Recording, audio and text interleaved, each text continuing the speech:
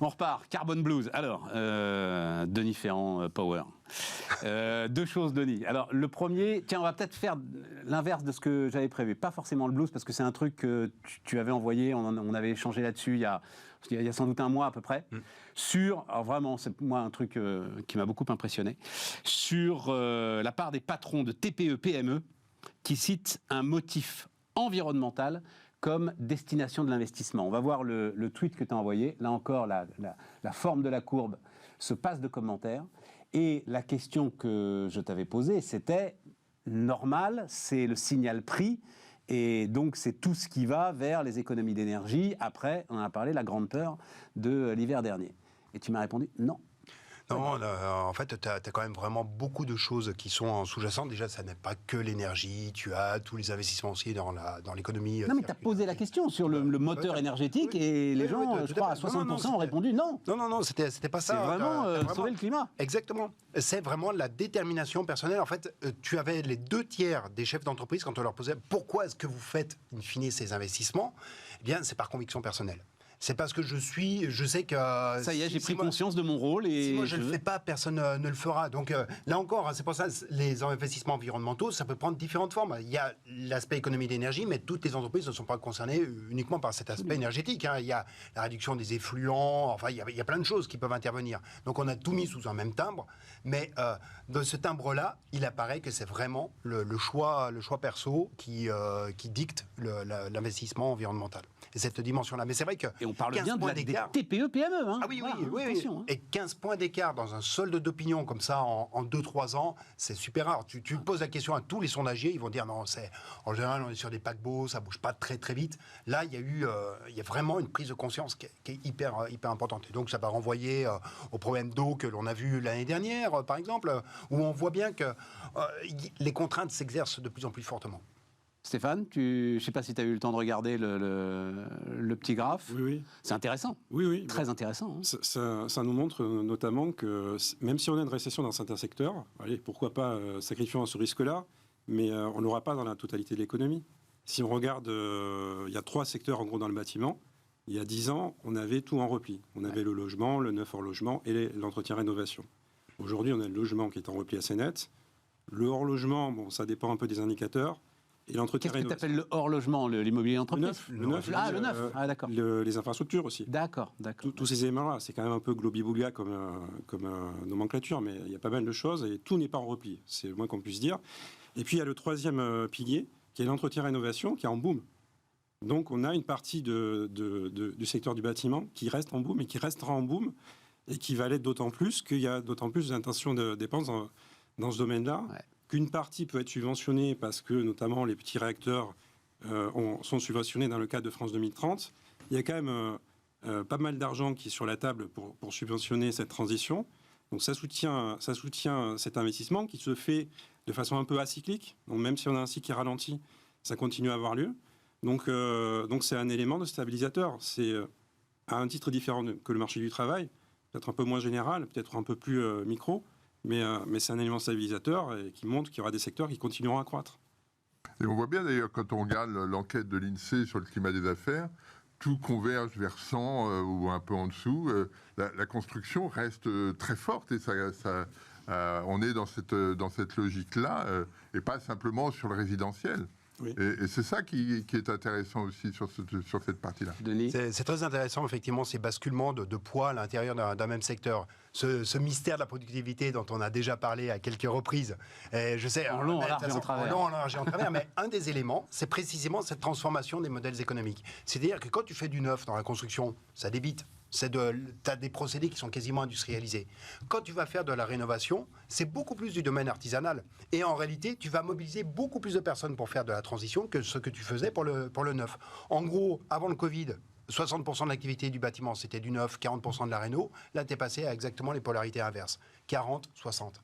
Donc, il ne faut pas s'étonner si le secteur de la construction est un des secteurs qui a connu les plus faibles, les plus forts plutôt reculs de productivité depuis la période de Covid, parce que ça renvoie à son changement de modèle économique. Très intéressant. Ajoute à cela que tu n'as pas les salariés nécessaires pour pouvoir faire la transition, pour pouvoir faire l'accompagnement, parce que enfin, ils sont en formation, ce qui fait de la productivité en moins. En plus. Oui, en plus. Justement, je me suis arrêté pour ne pas dire ça. Ouais. Ce qui fait davantage de productivité en moins. Voilà, on va dire ça. Mais effectivement, je suis d'accord, il y a du boom, mais je pense que c'est du boom potentiel sur la rénovation. C'est-à-dire que ça ne s'exprime pas encore fortement. Quand on va regarder la décomposition fine de l'activité, mais... Tu ne trouves pas un gars pour le faire. Là. Ah oui, tu ne trouves pas un gars pour le faire, mais précisément parce que comme tu ne trouves pas un gars pour le faire, Là, les gars te l'activité donnent n'est des pas à la hauteur de rendez-vous, ce que tu attends. des rendez-vous à 18 mois quand même. Ah oui, ça c'est surprenant. Et c'est pas pour une Ferrari, hein. Non, c'est juste pour ravaler une façade. Hein. Donc, bon, c'est région parisienne en même temps, mais quand même. Ouais, intéressant, très très intéressant. Donc voilà, ça c'est le premier point. Le deuxième point est beaucoup moins réjouissant. C'est donc cette étude que je qualifie d'impitoyable sur le mécanisme d'ajustement aux frontières, hein, la taxe carbone aux frontières de l'Europe, qui donc, nous dit Rexecode, dans une étude documentée et très intéressante, ne concernera qu'1,2% en valeur des importations françaises. Ouais. Mais comme, donc, 7 milliards sur 575 milliards, mais comme en face, parce qu'on a encore peur de l'OMC, on annule les quotas gratuits dont bénéficient aujourd'hui les entreprises françaises. Tiens, je discutais récemment avec le directeur financier de Terreal, tu vois, les gars qui font des tuiles. C'est un bouleversement pour eux, vraiment important. Vous estimez donc que ça va coûter 4 milliards à l'industrie française. Et je donne les chiffres à l'échelle de l'Union, donc de l'Union européenne. 2 milliards d'euros des importations seulement seront concernés à l'échelle de l'Union. Enfin, c'est ahurissant. Et disparition de 45 milliards de subventions à travers les quotas gratuits. Tout à fait. Ah oui, exactement. En fait, on s'est beaucoup focalisé sur le MACF, le mécanisme d'ajustement carbone aux frontières. Mais en réalité, c'est l'architecture du dispositif, l'architecture totale du dispositif qu'il faut prendre en considération. Et c'est effectivement ces passages qui sont importants. Pourquoi est-ce qu'on a beaucoup parlé du MACF ? Pour une raison très simple, c'est qu'il a déjà été sanctuarisé. Il est sanctuarisé dans le financement du projet Next Gen EU, le plan de relance européen à 750 milliards. Non, mais Denis... Son financement, il était notamment visé par le mécanisme carbone. Depuis 2 ans, toi, Anaïs Voigilis, enfin l'ensemble de ceux qui viennent me parler d'industrie ici disent, mais ce truc n'a ni queue ni tête. Bien sûr. Hein, on l'a décrit. Alors, une barre d'acier est taxée, une voiture n'est pas taxée, hein, une bobine d'aluminium est taxée. Voilà, enfin bref, les produits assemblés ne sont pas taxés. Donc, qu'est-ce qui va se passer ? On va assembler les produits en dehors du territoire européen et puis on va les montrer. C'est Laval qui va morfler. Il y a 2 ans qu'on le sait. Il y a 2 ans. Enfin, tu vois, tu as le train, tu as le rail, tu connais la vitesse du train, tu connais l'épaisseur du mur, et tu y vas. Ouais. Et tu as ces chiffres-là qui sont quand même des chiffres inquiétant. Enfin, c'est une sacrée perte de compétitivité pour l'industrie européenne. Ah oui, et en plus, tu brouilles complètement ton message. Parce que le 4 milliards que tu évoques sur les quotas carbone... C'est tes chiffres. Hein, oui, tout à fait. Merci de les citer. Oui, non. Et en fait, la CVAE, la suppression de la CVAE, c'est combien pour l'industrie ? C'est entre 3 et 4 milliards. Voilà, c'est ça. Donc en fait, tu brouilles complètement tes messages. Est-ce que tu veux véritablement te redonner des espaces de compétitivité ? Bien, oui, tu fais la CVAE, mais non, tu fais la suppression des quotas, des allocations de quotas gratuits. Donc en fait, tu ne sais pas véritablement où est-ce que tu navigues dans la politique économique. Donc c'est très bien d'afficher de la politique de réindustrialisation, de le dire dans les mots, c'est quand même mieux de le faire de manière efficace. Et si tu veux, pour prendre le parallèle, ce que je trouve assez frappant, c'est Olivier Luancy, notamment, qui évoque très bien ce sujet. Autre bon expert sur la réindustrialisation. Sur la réindustrialisation, il connaît quand même bien le sujet. Tout à fait. Et lui, ce qu'il raconte, c'est qu'il faut un récit. Il faut aussi, surtout, regarder ce qui se fait par rapport aux autres pays. J'ai passé l'autre jour un tweet, mais ça m'a halluciné. C'est le chiffre de l'investissement du secteur de l'industrie manufacturière en produits de la construction aux États-Unis. Il a doublé en l'espace d'1 an. En fait, tu as d'un côté les pays qui parlent de la réindustrialisation et qui mettent en place des dispositifs incitatifs. Et donc ça, c'est plutôt l'Europe. Et tu as des pays qui vont mettre en place véritablement l'infrastructure décarbonée avec une incitation extrêmement forte. Et je me déploie véritablement, ce sont les États-Unis. Tu as une accélération absolument dingue de l'investissement en décarbonation qui se fait aux États-Unis. C'est de l'investissement pour la production de batteries, pour des semi-conducteurs. Enfin, il y a tout un dispositif qui se met en place. Là où nous, on continue de réfléchir sur des mécanismes incitatifs. C'était un peu sévère parce que le Macron, c'était à Belfort. C'était où ? Oui, c'était à Belfort. Ça y est, on a les mêmes crédits d'impôt, a priori. Oui, les mêmes. Il a le même système. Et ils ont repris le système. On a arrêté les histoires d'appels d'offres, d'appels à projets, de programmes. Oui, c'est toutes les. PIE, je sais pas quoi. Enfin, les trucs qui mettent 2 ans d'instruction avant de pouvoir voir une pierre. A priori, c'est fini, en tout cas en France. Oui, il y a certains obstacles réglementaires maintenant qui sont levés. Je suis d'accord, on avance sur cet aspect. Mais tu brouilles tellement ton message en faisant de la politique de stop and go, en mettant des dispositifs qui sont contradictoires, qu'à la fin, qu'est-ce qui reste la disparition des quotas gratuits, ça t'annule ta CVAE, tout simplement. C'est là qu'on perd le fil. Et dans le même temps, quand on regarde ces investissements qui sont faits aux États-Unis, ça crée une dynamique. Je veux dire, on a deux situations. On a une dynamique qui est très robuste aux États-Unis, comme le disait Denis, et puis nous, on brouille les cartes. Où est-ce qu'on investit finalement ? Aux États-Unis. Voilà. Évidemment. Non, mais et l'arbitrage, finalement, d'une certaine manière, est assez simple. Et c'est le problème de cette politique de réindustrialisation dont on parle plus qu'on l'exécute. Si le seul, mais je vais te donner la parole évidemment Stéphane, et notamment sur la ligne, parce que quand Volkswagen se pose la question d'une usine aux États-Unis, je pense que l'Allemagne, ça doit les secouer. Et là, tu as un vrai aiguillon dans le dos. Donc peut-être c'est aussi, sans doute pour ça que Macron se bouge, et c'est aussi pour ça que les Européens se bougent. Comment tu vois le truc, Stéphane ? Deux éléments, peut-être sur la France d'abord et sur l'Allemagne après. Ouais. Alors même si on était un peu plus optimiste que ce que vous avez dit tous les deux sur la France, disons que ça ne marche pas encore, mais que ça va marcher. Parce qu'on a beaucoup de subventions, on a France 2030, on a des créations d'usines qui sont prévues, qui sont très subventionnées. Donc ça va marcher. Faisons cette hypothèse-là. Il y a quand même 2 risques qui existent, c'est de trouver suffisamment de foncier pour construire ces usines, parce que ça c'est un élément qui est difficile en France. On a besoin de 250 jours, la dernière fois ça a été mesuré, en tout cas c'était il y a 4-5 ans, pour avoir un permis de construire. C'était dans le Doing Business, la dernière fois qu'il a été publié. Bon. Peu Doing Business. La loi industrie verte, là, qui arrive devant l'Assemblée, a priori, s'attaque à ce sujet. Voilà, faut que ça prioritairement. Il faut que ça soit effectif. Faut que ça soit effectif. La loi Elan était censée favoriser la construction de logements et ça n'a pas eu lieu. Donc ça, on demandera de voir cet élément-là. Et le deuxième, c'est la formation. J'ai vu hier, alors je ne sais plus exactement le périmètre précis, mais qu'on aurait besoin de 10 ingénieurs, là on en formera 4. Donc ces 2 éléments-là sont très importants. Si on ne les a pas, on aura beau mettre beaucoup de subventions, on n'aura pas une réindustrialisation générale, mais quelques exemples dont on pourra se satisfaire. Donc ça c'est très important et ce n'est pas encore gagné. Sur l'Allemagne, en fait, est-ce qu'on n'est pas en train d'assister à une désindustrialisation de l'Allemagne, alors encore progressive, sur les 5-6 dernières années, postérieure à ce que nous, on a connu précédemment? Parce que quand on a de la production dans la chimie, qui est un secteur important en Allemagne, c'est moins 15% par rapport à fin 2017. C'est même plus en deçà que par rapport à l'avant-Covid. Donc il y avait déjà un début de baisse de la production auparavant. L'automobile, c'est moins 11, la métallurgie, c'est moins 11. Les capacités de production, j'ai essayé de faire un petit calcul hier là-dessus, elles ont baissé de 6 points en Allemagne, dans l'industrie manufacturière. Donc on n'a quasiment pas plus investi qu'à l'époque, alors qu'en France, on investit dans les machines et équipements. Ça fait plus 7,2% quand on compare les 2 dates. Donc sur l'Allemagne, il y a des grands défis qui se posent. Et on a eu un début de désindustrialisation. Donc ça reste très développé. C'est pas pour dire que c'est pas un secteur toujours important pour l'Allemagne, mais on observe un début de difficulté. Et quand tu vois que c'était une des grandes phrases de Jean-Pierre Petit, ça... L'Allemagne se francise et la France se japonise. En l'occurrence, ça se passe.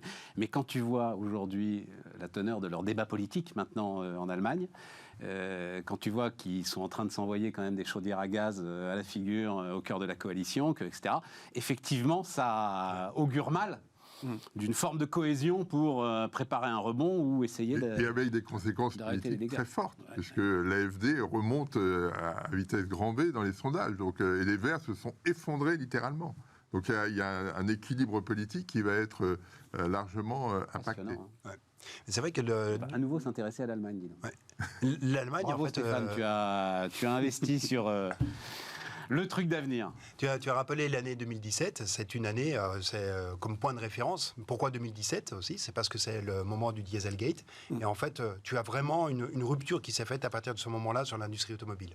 Et sur la chimie, alors il y a le point qui vient notamment des approvisionnements en gaz. De toute façon, la chimie allemande s'est arrêtée surtout en 2022 à cause du défaut d'approvisionnement en gaz. Mais tu ajoutes à cela l'incitation par l'IRA aux États-Unis et Bayer, BASF, c'est pas en Allemagne qu'ils vont installer les prochaines unités. C'est vraiment aux États-Unis. Écoute, tu sais, on a suivi beaucoup Nordvolt, là, donc le fabricant suédois de batteries, ça a beaucoup phosphoré. Finalement, ils mettent leur usine en Allemagne. Donc, ah oui, tout à fait. Tout n'est peut-être pas perdu. Tout n'est peut-être pas perdu, mais c'est... Tu restes quand même un marché de consommation très important, quand même. Exactement. Tu vois ? Oui, c'est vrai. Oui, mais la question, c'est pas d'avoir 3 usines, c'est de créer une dynamique. C'est ça la vraie problématique européenne, et c'est ce que Denis disait. Stéphane, on peut avoir des choses ici ou là, mais ce qui est important, c'est de créer une dynamique qui fait que on ait un mécanisme qui s'auto-entretienne et qui permette de dégager l'horizon. Là, on ne dégage pas grand-chose. Parce que j'avais noté, c'est dans ton étude, le chiffre, l'acier Made in France va coûter 20% plus cher environ, c'est ça, vous arrivez à ce chiffre-là. Après, donc, la mise en place de ce merveilleux mécanisme d'ajustement. Tu ne sais pas exactement quel va être le taux de taxation du carbone, donc il y a encore beaucoup de flou. C'est pour ça qu'on passe dans une phase test, c'est-à-dire que tu vas avoir une période de test qui va durer jusqu'à l'automne, grosso modo, où on va regarder, qui démarre à l'automne, et puis on va regarder au bout de 2 ans ce qui va se passer avec la mise en place de ce mécanisme. Donc on ne sait pas encore véritablement à quel taux tu vas être frappé. Donc c'est pour ça que ce sont des estimations que l'on a données. Mais tu as l'acier, tu as l'aluminium également, et c'est vrai que c'est surtout sur les secteurs en aval. Parce que le secteur en aval, en fait, tu perds tes quotas et tu payes plus cher tes inputs. Donc en fait, tu te prends une tonsure des deux côtés. C'est là que tu as quand même un problème, sans que ton concurrent, lui, il voit augmenter ses coûts de production. Encore un mot là-dessus, Stéphane ? Non, c'est bon. Non, parce que moi, tu fais le lien. Il y a beaucoup d'argent. Oui, il y a beaucoup d'argent. Mais nous avons donc les assises de la dépense publique la semaine dernière. La semaine prochaine. La semaine prochaine. Oui, mais en fait, je sais que la dernière fois que tu étais là, Philippe, ou l'avant-dernière, j'avais prévu finances publiques. Je dis, on n'aura pas le temps de parler des finances publiques. Tu avais dit, t'inquiète pas. Ça ne devrait pas s'arranger dans les mois qui viennent. Non, je mets là-dedans parce que rapidement, mais votre sentiment sur le fait de ne pas continuer à arroser le sable et donc d'arrêter le dispositif de soutien fiscal à l'investissement locatif dans le neuf. Donc je le rappelle, depuis Méhaignerie 1984. Voilà. C'est une décision ? Tout dépend de savoir par quoi tu le remplaces. Tu le remplaces pas. Oui, mais tu as quand même un petit problème de logement, enfin, il me semble. Oui, mais... mais qui n'a pas été résolu par ça non plus. Qui n'a pas été résolu. Non, je ne défends absolument pas le dispositif. Enfin, on sait très bien qu'il y a eu des abus absolument incroyables avec des fabrications de logements là où tu n'avais absolument aucune tension et donc où tu as simplement joué l'optimisation fiscale sans du tout te poser la question de l'adéquation offre-demande de logement sur des zones. Les chiffres de Bercy, attends, parce que c'est intéressant, les chiffres de Bercy, c'est... parce que visiblement, ils veulent faire jouer un rôle important aux institutionnels. Oui. C'est un logement, caisse des dépôts, et Anne Friends, 28 000 €, je voudrais pas dire de bêtises. 28 000 € le logement en moyenne, donc d'argent public. En défiscalisation, 38 000 € d'argent public en moyenne. Oui. Donc ils font leurs arbitrages. Oui. Voilà. Oui. Oui, justement, c'est pour ça que je te dis, ce qui compte, c'est de savoir si, dans ce cas, tous les fonds que tu vas dégager en ayant plus ce dispositif fiscal, est-ce que tu vas encourager, dans ce cas, l'investissement par l'intermédiaire de la Caisse des dépôts and Friends, comme tu le dis. C'est un peu donc, c'est bien là l'idée. C'est que tu es face à une contrainte majeure sur un déséquilibre offre-demande de logement. Et donc, si tu arrêtes un dispositif sans créer les possibilités que tu redéploies ailleurs, tu ne fais qu'accentuer ce déséquilibre qui est déjà absolument dingue. Avec déjà un problème de financement aussi, ce qui a accentué récemment le logement. Oui, mais il ne faut pas laisser faire le cycle à un moment. Les prix baissent, il y a déjà des petits effets là. Voilà. Sur le logement, on se retrouve dans la même situation que celle que Stéphane évoquait tout à l'heure sur le foncier. trouver de la place. Tout le monde veut habiter au même endroit parce que c'est là qu'il y a de l'emploi, etc. Et donc, on peut créer construire des immeubles, je ne sais pas où, au milieu du désert. Non, tu ne peux même pas parce que zéro artificialisation nette. J'ai oublié. Donc même ça, tu n'as plus le droit. Non, mais Oui, mais je comprends bien. On a vu tous les abus qu'il y a pu avoir pour pas grand-chose. Et donc, la question reste posée toujours de la même façon. Donc, le dispositif était probablement pas très efficace. Je suis tout à fait d'accord avec ça. Stéphane ? On peut faire une comparaison, je pense, entre l'automobile et le logement, puisqu'en fait, l'automobile vit depuis quelques temps avec 1,5 million d'immatriculations par an, là où avant, en moyenne, c'était 2,1 millions. Ouais. Donc, on a voulu passer vers autre chose, sans être tout à fait capable tout de suite de le faire, l'électrique, et la demande en a pâti. Là, le logement, en gros, on veut changer un tout petit peu de modèle de logement. Ça fait partie des objectifs de transition climatique, énergétique, et donc on va produire moins de logements, structurellement, parce qu'il y a une demande qui existe, mais à des endroits où on n'a pas forcément envie que les gens aillent se loger plus, parce que ça fera de l'artificialisation des sols. Et donc, en général, il y a une demande qui est là, qui est latente, qui est dans la prochaine année, dans 2 ans, quand ça sera possible, mais qui en fait n'est pas satisfaite. Quand on regarde l'investissement des ménages, même dans le cycle haussier entre 2017 et le milieu de l'année 2022, c'est pas du tout le même investissement que dans la période des années 2000, où l'intention des ménages était la même. C'était 12% à peu près des ménages qui voulaient acheter un logement. Et ça n'a pas du tout généré le même investissement, parce qu'il n'y a pas de foncier, donc on a acheté de l'occasion, parce que si, parce que là. Et là, on a la hausse de taux d'intérêt, et on a la transition énergétique qui s'ajoute à ça. Donc en fait, on veut tordre le marché vers autre chose de différent. La demande des ménages n'est pas tout à fait encore adaptée à ça. Donc ça veut dire qu'on va avoir probablement le même genre de rapport entre ce qu'on faisait avant et ce qu'on va faire structurellement. Donc 2,1 millions de véhicules, 1,5.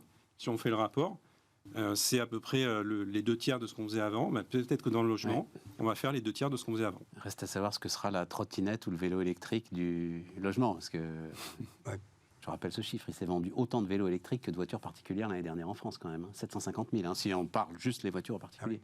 Eh oui, c'est quand même très spectaculaire. Voilà. Sur le logement, tu appelais de... Non, moi c'est juste parce que pour aller sur les finances publiques dans les 10 minutes qui nous restent, c'est-à-dire qu'à un moment, c'était la phrase de Macron, on subventionne l'offre, on subventionne la construction, on subventionne l'achat, à l'arrivée, on n'a pas ce qu'il nous faut et ça coûte plutôt plus cher qu'ailleurs. Ouais. Donc tu te dis, on va couper le robinet, puis on va réfléchir, et on va voir ce qui se passe. Ouais. Sachant que c'est à chaque fois 40 milliards d'argent public, globalement, qui est déversé sur le secteur. Exactement. Mais ce qui va être important, c'est bien de regarder qu'est-ce qui va, dans ce cas, où est-ce que va se faire la baisse des prix ? Est-ce qu'elle va se faire sur le foncier, à un moment où tu en organises la raréfaction ?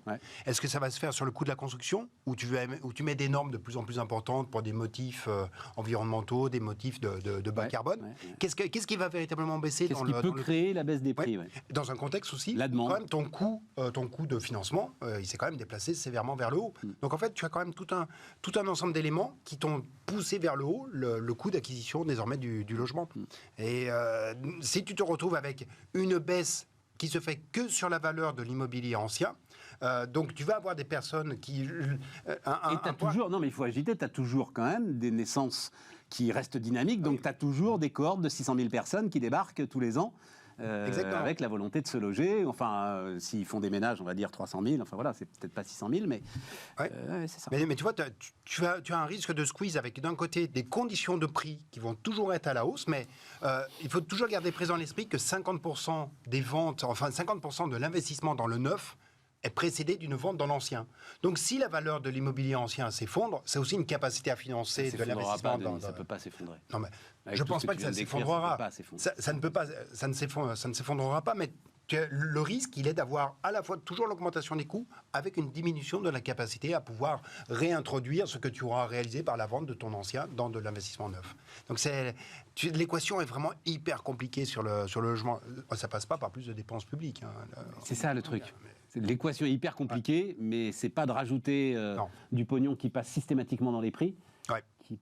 Ça ne change pas la donne. Oui, vas-y Stéphane. Si on regarde ce que les notaires publient ces derniers mois, En fait, on voit qu'en zone tendue, notamment en Île-de-France, l'écart entre les différentes classes énergétiques en termes de prix de revente s'accroît. Donc, on ne va pas avoir forcément la classe A, B et C qui va se déprécier, mais les autres classes vont se déprécier de façon croissante. À partir du moment où tu ne peux plus relouer ton bien derrière ou le revendre sans faire... Mais là, il va y avoir des arbitrages, là aussi. Bah, évidemment. Tu t'es mis dans une seringue absolument dingue. Donc, oui, il y aura des arbitrages.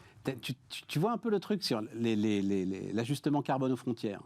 Tu es dans des injonctions contradictoires. Tu te dis, tu n'as pas d'autre moyen de revenir en arrière d'une manière ou d'une autre. Ce que tu disais sur, on va voir quel va être vraiment le prix du carbone.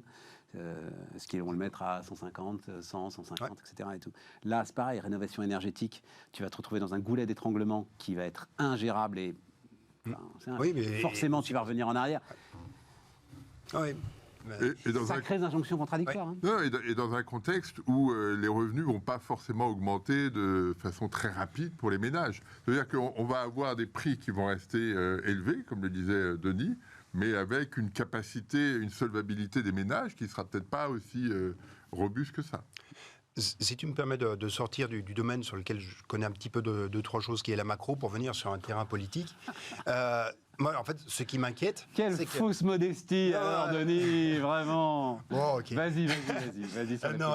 En fait, ce qui m'inquiète justement par rapport à ce que tu évoques, c'est qu'en fait, on met des objectifs qui sont extrêmement ambitieux, dont on se dit bien que tous les mécanismes économiques font que tu n'atteindras pas les objectifs.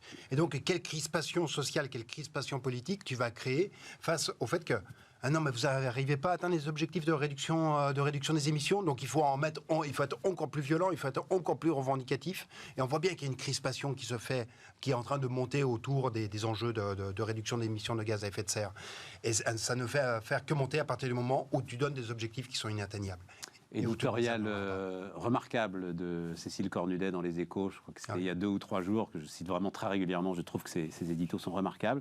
Elle avait appelé ça la politique pompier, en disant à partir du moment où tu n'as aucune colonne vertébrale, en fait, tout ce que tu peux faire, c'est ça. C'est-à-dire multiplier les effets d'annonce, revenir en arrière, puisque de toute façon, tu n'as pas de corps de doctrine, tu n'as pas de colonne vertébrale, tu ne sais pas vraiment où tu veux aller. Enfin bon,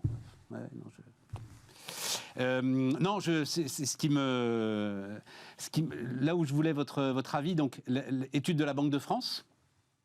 Je la traîne depuis un moment, celle-là aussi, donc voilà, mais c'est ça dont je voulais parler sans doute il y a un mois, quand on s'était vu, Philippe, peut-être même 2 mois. La part de la dette française, donc, qui s'échange sur les marchés, est passée de 51% à 35% du stock total de dette depuis 2014. Donc elle est détenue à 22% par la Banque Centrale Européenne, enfin ça c'était les chiffres d'il y a quelques mois.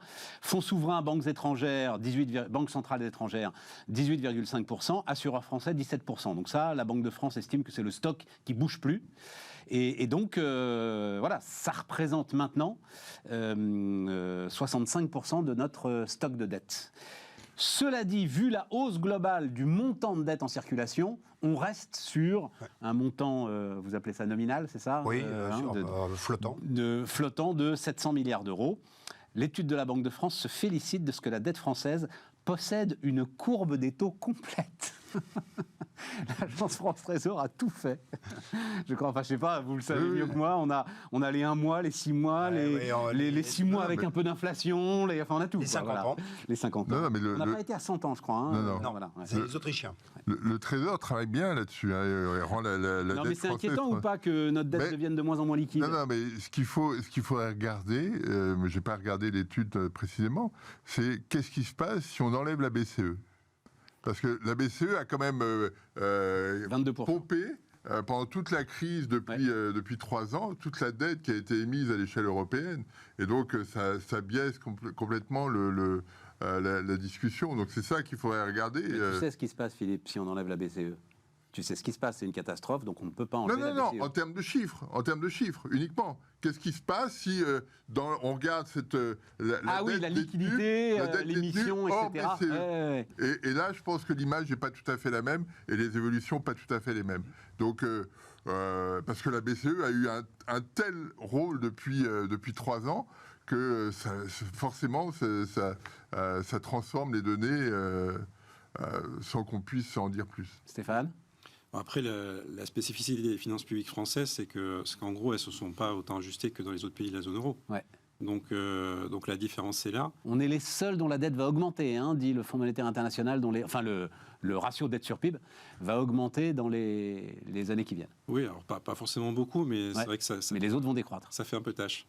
Et la différence, c'est le soutien au pouvoir d'achat, en fait, qui est super chez nous. Bon, ça implique un peu moins d'inflation, mais pas forcément pour plus de consommation. Mais restons sur le sujet finances publiques. Quand on regarde la différence entre le pouvoir d'achat avec ce soutien aux finances publiques, ce soutien des finances publiques au pouvoir d'achat et le pouvoir d'achat sans, c'est-à-dire on crée un monde fictif où on ne prélèverait pas d'impôts, on ne verserait pas de cotisations, donc c'est assez facile à calculer. Depuis 2019, on a accumulé 4 à 5 points de pouvoir d'achat supplémentaire grâce au soutien. Donc ce soutien-là, il est difficile à démanteler.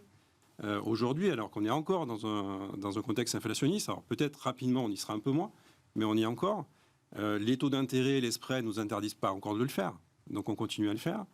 Donc on a un déficit qui se maintient alors que les autres ont un déficit qui baisse, et on cherche aussi à faire des économies par ailleurs. Donc cette fiscalité sur le logement, ça aide un tout petit peu cet élément-là. Et on se retrouve avec une dette qui se maintient un peu, une appréciation qui commence à être un peu moins sympathique sur la dette française parce qu'on est sorti du Covid quand même. Et donc, une réforme des retraites où on sent que ça va avoir un impact, certes, mais ça ne permettra pas de faire baisser le ratio, simplement d'éviter qu'il monte un peu plus. Donc voilà. C'est une question d'arbitrage également. C'est la problématique. Une minute, Denis. Ouais. Denis. Peut-être Une minute. Une minute pour reboucler avec le point de départ. La BCE a surpompé par rapport à ce que tu disais, c'est-à-dire qu'elle a plus acheté de la Denis, dette il nous reste une italienne. minute. Moi, ce qui m'intéresse, c'est ce que dit Stéphane, c'est-à-dire qu'à un moment. Le réveil va sonner, quoi. Voilà. Le réveil, tout à fait. Le réveil va sonner parce que de toute façon, on va passer dans le moment où la charge d'intérêt va remonter. Elle a déjà remonté sous l'effet des obligations indexées. Le coup est parti. Espérons qu'avec la désinflation, là, ça revienne en arrière. Mais en revanche, on est passé dans le moment où les émissions se font toutes à un niveau supérieur aux taux qui sont portés par les titres qui viennent à échéance. Donc on est passé dans le moment où la charge de la dette est en train de repartir à la hausse et c'est ça qui change véritablement la donne. C'est pour ça qu'il faut faire des assises des finances publiques où on se pose vraiment la question. Mais qu'est-ce que tu veux qu'il se passe ? Tu sais, la même étude nous dit que, alors on n'a plus le temps malheureusement, en fait, globalement, le reste à charge, le revenu libre de l'État, c'est à peine 10% de la dépense. Ouais. Tout le reste est contraint. Ouais. Ils peuvent jouer sur maximum 140 milliards. Oui, voilà. C'est ça, et ça va être les gels de crédit. Exactement, 140 milliards. Tout à fait. Ouais, c'est pour ça que quand il s'en sort avec 7 milliards sur 140 milliards, c'est pas mal comme réduction de coûts. Oui, pas mal. Exactement. Et sur 1400 milliards, non. Ouais. Les amis, à bientôt. Juste une remarque, je vais me faire, disait Stéphane. En 2022, le pouvoir d'achat des salaires diminue, mais le revenu des ménages augmente. Ben voilà. C'est ça la problématique. Et comment sortir de ça ? Et quelle incitation au travail ça donne ? Chers amis, merci d'avoir été avec nous. Et on continue demain l'ensemble de ces discussions passionnantes. À demain.